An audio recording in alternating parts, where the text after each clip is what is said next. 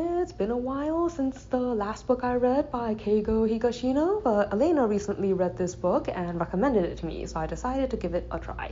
So this book is called Guilt, and like a lot of his other work, it is a murder mystery, although I haven't met the detectives featured in this particular book before.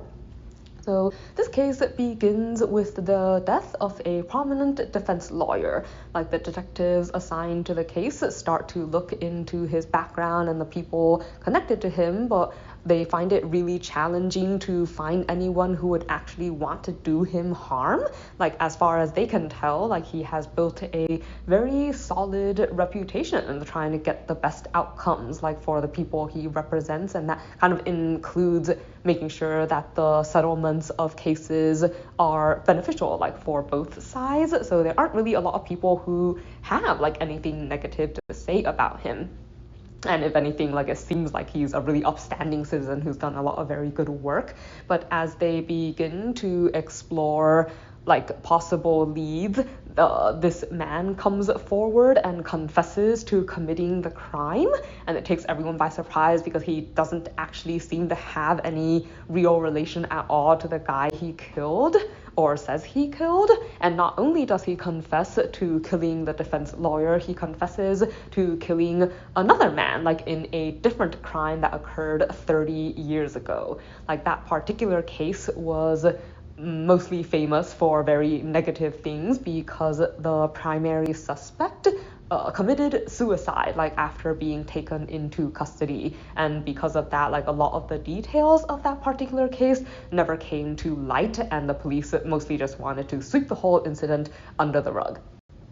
But the detectives themselves aren't entirely satisfied with this guy's confession. Like even though it looks really cut and dry and everything seems to line up, like the more they try to find like solid evidence based on his testimony, like the more they discover that they actually cannot find any solid evidence. Like it seems like even though everything seems to make sense, like they can't really build a case against him. And in addition, like other people involved in this incident are also questioning like the suspect's series of his particular account of the series of events. So primarily among these are his son, who can't believe that his father would kill anyone. And of course, maybe that's not an unusual reaction for a family member to have, but like based on his own understanding of what kind of person his father is, like he just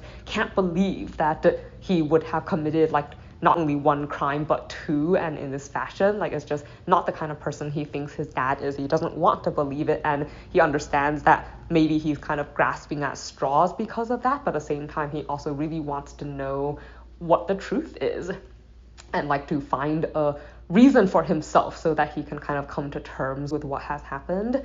Then there is the daughter of the murder victim. Like she's unsatisfied with the suspect's confession, also because she feels like a lot of things that he said her father did are not things that she believes her father would have done.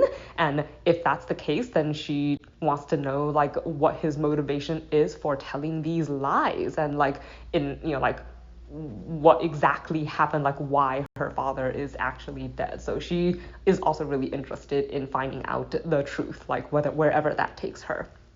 So a lot of these characters like begin to carry out their own research into both of these crimes and the potential connections between them, and the story explores both the repercussions of like these particular incidents and like the guilt that different people carry for their actions, as well as kind of the backlash that it has on the people around them. Like it delves into, for instance, there's a lot of nastiness on social media, like involving not just the relatives of the suspect, but even the relatives of the victim. Like there's, like it causes a lot of ripples, I guess, in people's lives, for better or worse, and gets pretty complicated. Like I think that's something that this writer often does extremely well is to paint that really complex picture of like how people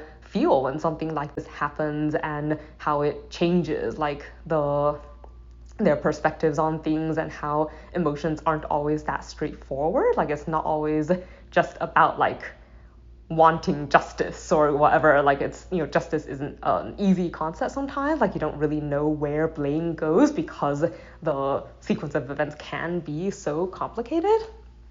But let's see.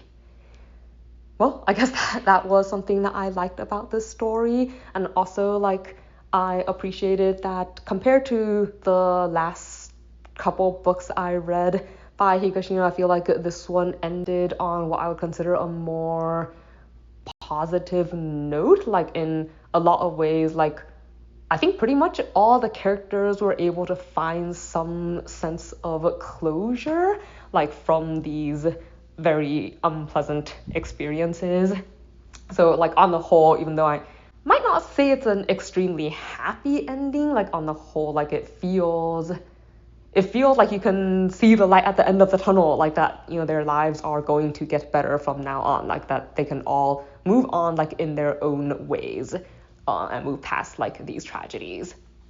But there wasn't really anything I did not like I would have liked more aftermath, but when I told Elena, like she kind of pointed out that this book already has more aftermath than some of the other ones, and I guess I kind of agree with that too. So on the whole, like I did actually quite like this book. Like among the ones I've read by Higashino, might at the moment be one of the ones I like more.